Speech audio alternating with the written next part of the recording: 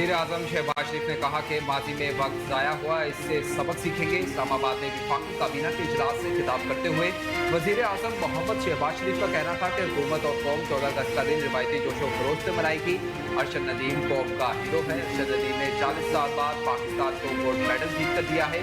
पूरी कौम अल्लाह का शुक्र अदा कर रही है, खुशियाँ मना रही है। अरशद नदीम ने मादी करीब में भी मुकाबलों में हिस्सा लिया। अल्लाह ने मेहनत और रियाजत की वजह से अरशद नदीम को ये मुकाम अता किया। मोहम्मद शहबाज शरीफ का कहना था कि अरशद नदीम ने दिन रात मेहनत की। अरशद नदीम के कोच ने भी बहुत मेहनत की। वज़ीर आला पंजाब मरियम नवाज ने javelin throw gold medalist Arshad Nadeem को इनामात से नवाज दिया। वज़ीर आला पंजाब मरियम नवाज ने मियां चन्नू में अरशद नदीम से मुलाकात की और तरीक साज कामयाबी पर उन्हें मुबारकबाद पेश की। मरियम नवाज ने अरशद नदीम को गोल्ड मेडल जीतने पर 10 करोड़ रुपए की इनामी रकम और कार भी दी। बादशाह मरियम नवाज अरशद नदीम से मुलाकात करके बजरिया हेलीकॉप्टर लाहौर के लिए रवाना हो गई। अलावा अजीज वज़ीर आज़म शहबाज शरीफ ने भी अरशद नदीम को फैमिली के हमरा वज़ीर आज़म हाउस मदऊ कर दिया। अरशद नदीम अपने अहले खाना के हमरा वज़ीर आज़म के इशाइये में शरीक होंगे। कौमी एथलीट और उनकी फैमिली को प्रोटोकॉल के साथ वज़ीर आज़म हाउस लाया जाएगा।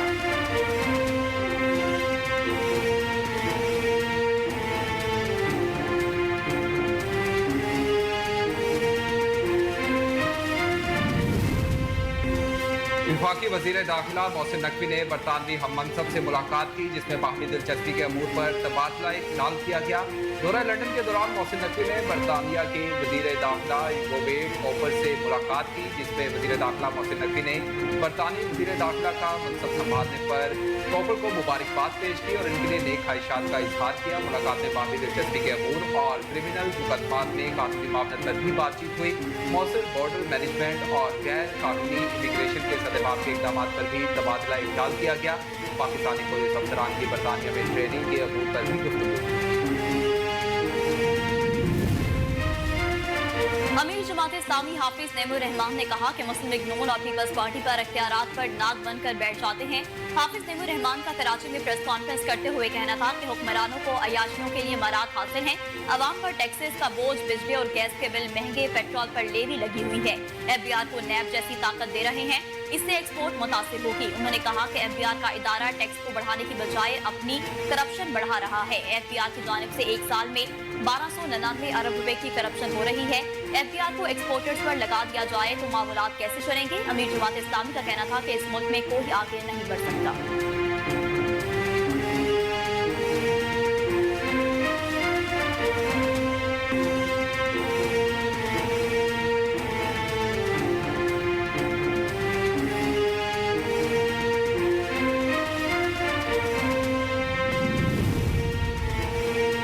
वफाकी दारुल हुकूमत इस्लामाबाद में अपोजिशन जमातों का अहम इजलास हुआ, जिसमें हुकूमत को टफ टाइम देने पर इत्तफाक किया गया। इजलास में PKMF के सरबराह महमूद खान अचकज़ई, JUI के सरबराह मौलाना फजलुर रहमान और मोहम्मद अली दुरानी शरीक हुए। इजलास में PTI से बैरिस्टर गोहर अली खान, उमर अयूब और असद कैसर ने शिरकत की। जमात इस्लामी और BNP मेगल का वक्त भी इजलास में शरीक था।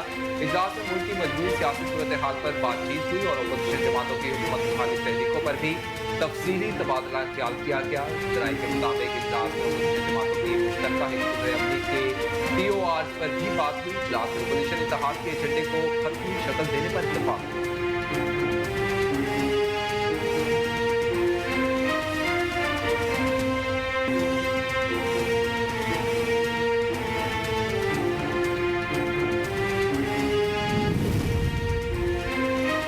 आजादी में एक रोज बाकी है। पूरा पाकिस्तान आजादी के रंग में रंग गया। हर तरफ सब्ज हलाली परचमों की बहार आ गई। पार्लियामेंट हाउस इस्लामाबाद समेत मुल्क भर की अहम सरकारी इमारतों को रंग बिरंगी लाइटों से सजा दिया गया।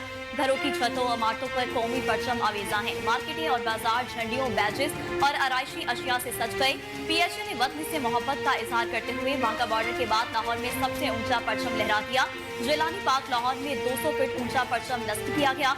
आजादी फ्लोट भी GT रोड पर रवा दवा है। जगह जगह शहरियों की जानिब से शानदार इस्तकबाल किया जा रहा है। बड़ों के साथ साथ बच्चों का जमे गफीर भी बाजारों में उमड़ आया।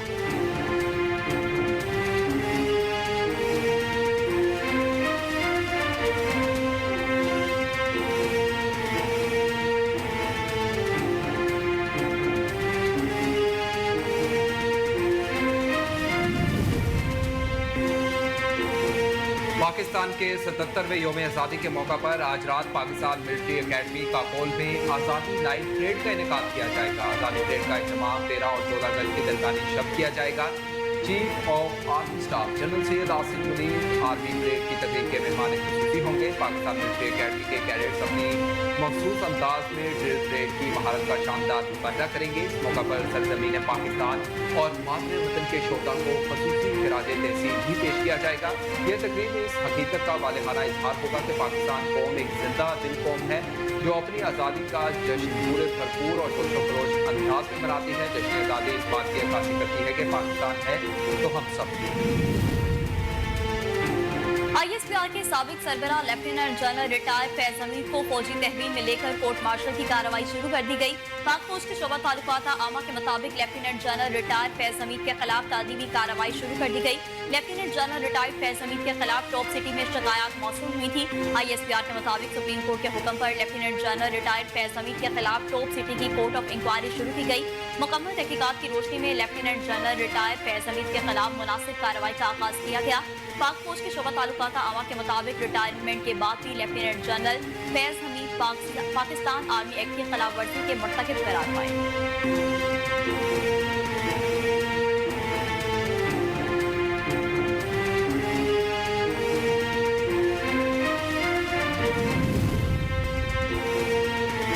ISPR लेफ्टिनेंट जनरल अहमद शरीफ चौधरी ने कहा है कि फौज में खुद एहतसाबी एक कड़ा सख्त शफाफ और खुदकार अमल है जो हर वक्त जारी रहता है। फौज में कड़े एहतसाबी अमल पर DG ISPR वाज़ेह बयान दे चुके हैं। 7 मई को होने वाली प्रेस कॉन्फ्रेंस में फौज के खुद एहतसाबी के कदोहाल और तफसील से बयान कर चुके हैं। इनका कहना था कि फौज में खुद एहतसाबी एक कड़ा सख्त शफाफ और खुदकार अमल है जो हर वक्त जारी रहता है और इसके अंदाज किसी किस्म की तफसील नहीं की जाती। उन्होंने कहा कि जितना बड़ा ओहदा होता है उतनी ही बड़ी जिम्मेदारी भी होती है और एहतसाब का अमल भी उतना ही सख्त हो जाता है।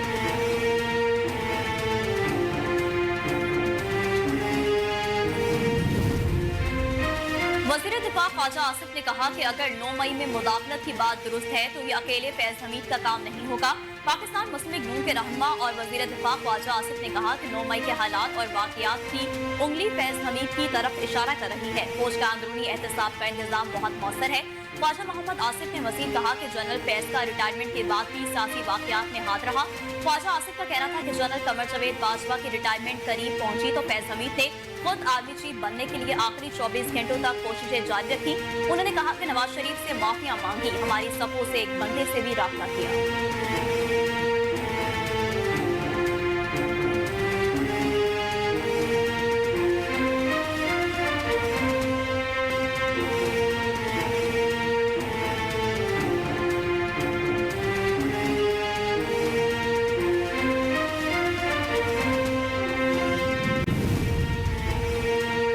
पीपल्स पार्टी के रहनुमा नदीम अब्दुल जब ने कहा कि तहरीक इंसाफ की हुकूमत में जनरल फैज हमीद की बहुत अहमियत थी।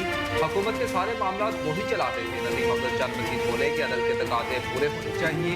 कहीं ये तासुर न जाए कि एक मखसूस सोच रखने वाले को निशाना बनाया जा रहा है। पीपल्स पार्टी के रहनुमा कमर खैरा ने कहा कि जब पारी PTI की हुकूमत लाई गई तो इसमें इनका किरदार था, हमारा एतराज़ था। पीपल्स पार्टी के रहनुमा सैयद गनी ने कहा कि किसी भी शख्स या पासपोर्ट के अफसर ने कोई ऐसा काम किया हो जिससे इदारे को नुकसान पहुंचा हो या नुकसान पहुंचने की कोशिश की गई हो, इसके खिलाफ कार्रवाई होनी चाहिए। उन्होंने कहा कि पाक फौज अगर कार्रवाई करती है तो इससे इदारा मजबूत होगा।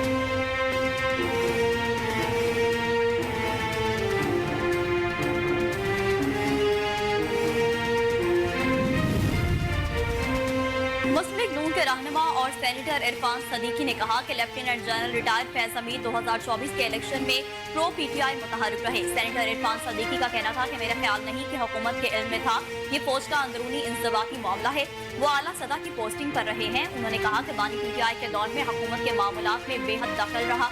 सेनेटर इरफान सदीकी का कहना था कि मैं शायद एक इंकशाफ करने जा रहा हूँ। उनके दौर में खुद पार्लियामेंट हाउस के अंदर एक कमरा मौजूद था जहाँ उनकी जेर निगरानी एक फौजी ऑफिसर बैठते थे और तमाम चीजों पर निगाह रखते थे कि क्या हो रहा है।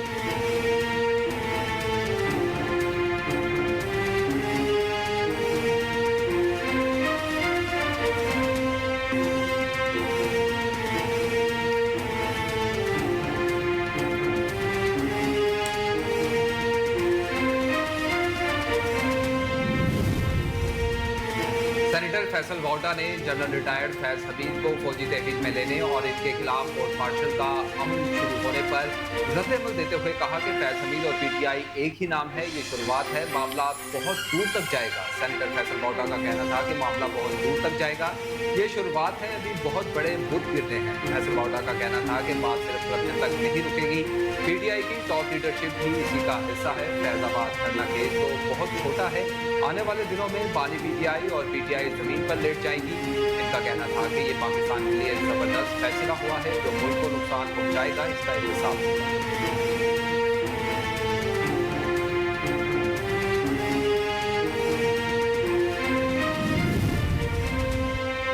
वज़ीर-ए-आज़म शहबाज शरीफ के मुशीर बराए सियासी अमूर राना सनाउल्लाह ने कहा कि फैज हमीद को तहवील में लेने और कोर्ट मार्शल का इक़दाम पाक फौज के एहतराम और इज्जत में संग मील साबित होगा। राना सनाउल्लाह का कहना था कि फैज हमीद के खिलाफ कुछ चीजें साबित हो चुकी होंगी, इसलिए फौजी तहवील में लिया गया। उन्होंने कहा कि कोर्ट मार्शल के अमल को फौजी तरीक़ेकार के मुताबिक आगे बढ़ना है। फैसलाबाद धरने के मुआहदे में फैज हमीद के दस्तखत हैं, यकीनन इंक्वायरी के अमल में ये चीजें शामिल होंगी। फैसलाबाद धरने में लोगों को मैनेज करके बिठाया गया था। उनका कहना था कि फैसलाबाद धरने में लोगों को उठाने में फैज हमीद का किरदार था। सुप्रीम कोर्ट का खालिस्तान हाउसिंग सोसाइटी के बारे में हुक्म था।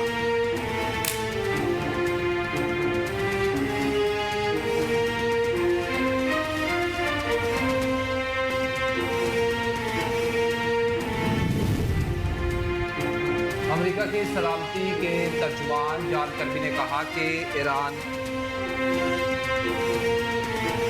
अमेरिका की कौमी सलामती के तर्जुमान जॉन कर्बी ने कहा कि ईरान की जानिब से बड़े हमले के लिए हमें तैयार रहना चाहिए। मीडिया रिपोर्ट के मुताबिक अपने बयान में उन्होंने कहा कि इसराइल अपना दिफा कर सकता है और इसराइल को दिफा में मदद के लिए अमेरिका मौजूद है। इस हवाले से ईरानी बाज़दारान इख्तिलाफ के तर्जुमान का कहना है कि हमास रहनुमा इस्माइल हानिया के कत्ल का बदला जरूर लिया जाएगा। खबर रसाई इदारे की रिपोर्ट के मुताबिक इसी सूरत हाल में इराक से अमरीकी फौज के मुकम्मल इंखला का इम्कान।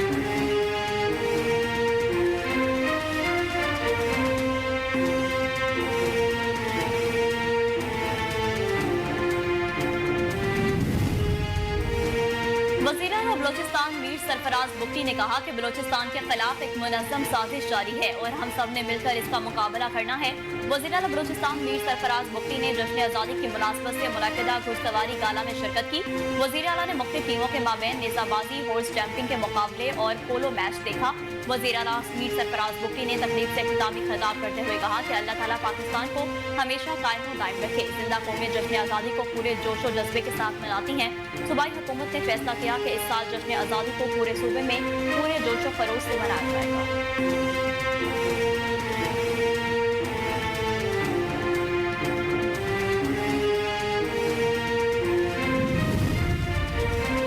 लाहौर हाई कोर्ट के जस्टिस सुल्तान तनवीर अहमद ने इलेक्शन तरमीमी एक्ट 2024 के खिलाफ दायर दरख्वास्त पर समाअत से माज़रत कर ली।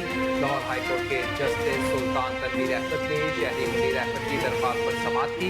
दरख्वास्त गुजार की जानिब से एडवोकेट अजहर सदीक अदालत में पेश हुए। दरख्वास्त में वफाकी हुकूमत, इलेक्शन कमीशन और मुख्तलिफ सियासी जमातों को फरीक बनाया गया। जस्टिस सुल्तान तनवीर अहमद ने रिमार्क देते हुए कहा कि मौजूदा दरख्वास्त सुप्रीम कोर्ट के फैसले की तशरीह से मुतल्लिक है। मैं Lahore high court principal seat पर दस्तयाब नहीं हूँ, इसलिए मैं आज ही केस फाइल कायम मुकाम chief justice Lahore high court के पास भिजवा दूँ। कल 14 अगस्त की शाम या रात से 18 अगस्त तक मुल्क में तूफानी बारिशों की पेशगोई कर दी गई। महकमा मौसमियात के मुताबिक मगरिब, बहीरा अरब और खलीज बंगाल से मानसून हवाएं मुल्क में असरअंदाज होंगी। हवाओं की वजह से इस्लामाबाद, पंजाब, सिंध, खैबर पख्तूनख्वा, बलूचिस्तान, गिलगित-बल्तिस्तान और कश्मीर के बाज़ मकामात पर मूसलाधार बारिशें हो सकती हैं। महकमा मौसमियात के मुताबिक 15 अगस्त की शाम या रात से 18 अगस्त के दौरान सिंध के साहली इलाकों में मतला आलूद रहने के अलावा हल्की बारिश का इम्कान है। बिस्मिल्लाहिर्रहमानिर्रहीम, अस्सलाम वालेकुम। कोहिनूर न्यूज़ के साथ मैं हूं नेहा परवेज और मैं हूं बासित शहबाज। हेडलाइंस आपने जानी, बुलेटिन का बाकायदा आगाज करेंगे इस न्यूज़ ब्रेक के बाद। हमारे साथ